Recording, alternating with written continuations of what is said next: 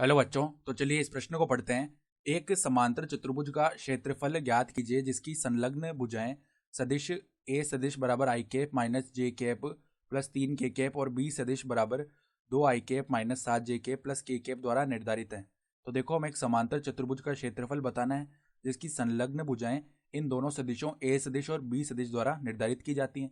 तो प्रश्न में आगे बढ़ने से पहले इस प्रश्न से संबंधित जो मुख्य उदाहरण है उसकी हम चर्चा कर लेते हैं। तो देखो, मुख्य अवधारणा क्या हो जाएगी। देखो, उस समांतर चतुर्भुज का क्षेत्रफल उस समांतर चतुर्भुज का क्षेत्रफल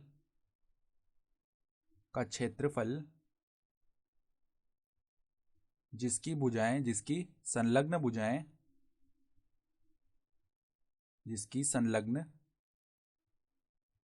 भुजाएं P सदिश व Q सदिश द्वारा निर्धारित हों।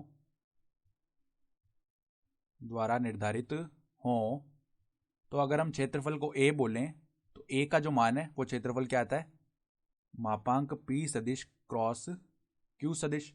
अतः P सदिश और Q सदिश का हम सदिश गुणन करके उसका परिमाण निकाल देते हैं क्षेत्रफल के लिए।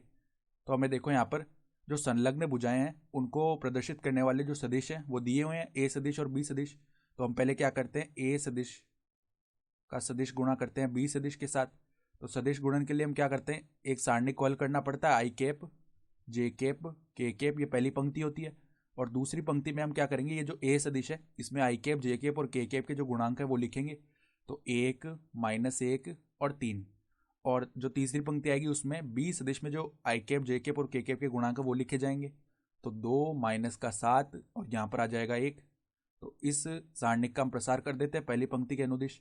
तो पहले आई कैप आया, फिर 1 गुणा होगा -1 के साथ तो -1, फिर सूत्र का माइनस, फिर -7 गुणा होगा 3 के साथ तो माइनस का 21 आएगा और माइनस पहले से है तो यहाँ पे प्लस का 21 हो गया। फिर देखो सूत्र में आगे माइनस आएगा और यहाँ पर देखो माइनस लिख दिया। फिर जे कैप, फिर देखो 1 गुणा होगा 1 के साथ तो 1 आ जाएगा, माइनस में 2 गुणा होगा 3 के साथ तो 6 आ जाएगा। फिर देखो प्लस में के कैप, फिर यहाँ पे क्या होगा, -7 गुणा होगा 1 के साथ तो माइनस का 7, फिर यहाँ पे प्लस में 2 बन जाएगा।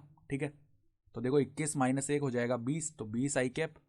फिर 1 - 6 होता है -5 और माइनस पहले से तो यहाँ पे प्लस का 5 जे कैप हो जाएगा। ठीक है, फिर देखो यहाँ पर क्या बनेगा, माइनस का 5 के कैप, ये बन जाएगा। तो अगर हमें क्षेत्रफल ज्ञात करना है तो वो किसके बराबर आएगा, मापांक A सदिश क्रॉस B सदिश के। तो इस सदिश का मापांक निकालने के लिए क्या करेंगे, वर्गमूल, फिर जो आई कैप, जे कैप और के कैप के गुणांक है उनका वर्ग करके जोड़ देंगे। तो 20 का वर्ग क्या होता है 400, प्लस में यहाँ पर 5 का वर्ग होता है 25 और -5 का वर्ग भी होता है 25। तो ये क्या बना, वर्गमूल।